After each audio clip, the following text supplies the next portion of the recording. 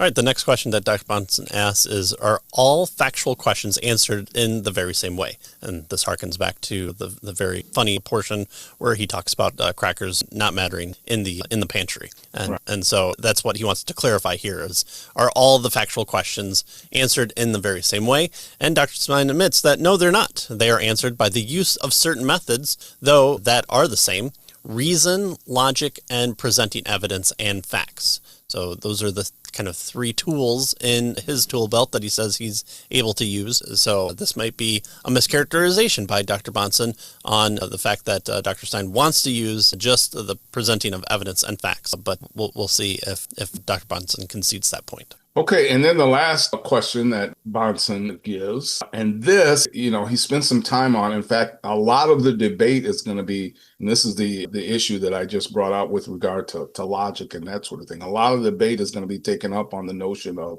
the basis for logic, right? And so Bonson says, I heard you mention logical binds and logical self-contradictions in your speech. Did you say that? And he says, yes, I did. I use that phrase, yes. He says, do you believe that there are laws of logic then? And Stein, absolutely. And Bonson says then, are they universal? And of course, Stein says they are agreed upon by human beings. They aren't laws that exist out in nature. All right. So it's not something that's just out there in nature. They're agreed upon by human beings, right? And so Bonson says, so are they simply conventions then? And Stein, they are conventions, but they are conventions that are self-verifying. Are they material in nature? And of course, he says, how could a law be material? And of course, now Bonson gets a zing in, right? That's the question I'm going to ask you. And Stein says, I would say no. All right. So you see here, he's going to set him up because he's going to use now this whole notion of the laws of logic,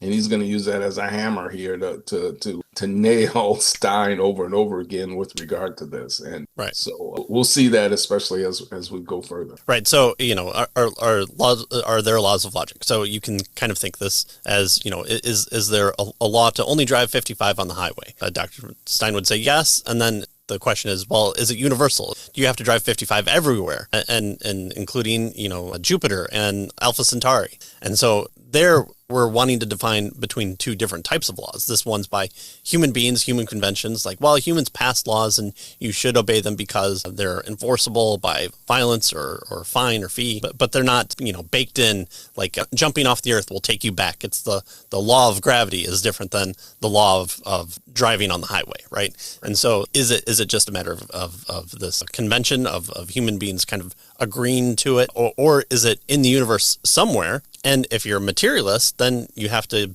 materialize them in some way. Even if they're invisible, you have to be able to titrate it or break it down into its various parts or what have you in that one.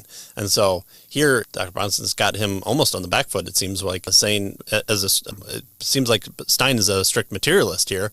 And he's saying, well, there are things that happen within nature that aren't material. And so it's like, well, all right, we're gonna have to clarify that a little bit more here. All right, so this starts off then with the next Q&A portion, which is then Dr. Stein pivoting to the questioner and Dr. Bonson being the answerer. I think that's the correct titles there. Yeah. So Stein's going to ask his 5 questions of Bonson here, right? Bonson had his turn, and now it's Stein's turn.